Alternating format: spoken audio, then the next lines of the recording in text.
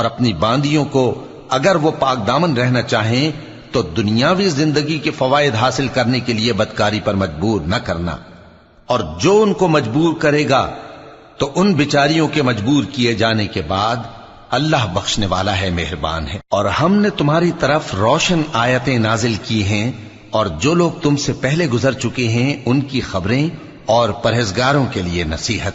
अल्लाह आसमानों और जमीन का नूर है। उसके नूर की मिसाल ऐसी है कि गोया एक ताक है जिसमें एक चराग है और चराग एक किंदील में है, और किंदील ऐसी साफ शफाफ है कि गोया मोती का सा चमकता हुआ तारा है। उसमें एक मुबारक दरख्त का तेल जलाया जाता है, यानी जैतून का, कि न मशरिक की तरफ है न मगरिब की तरफ।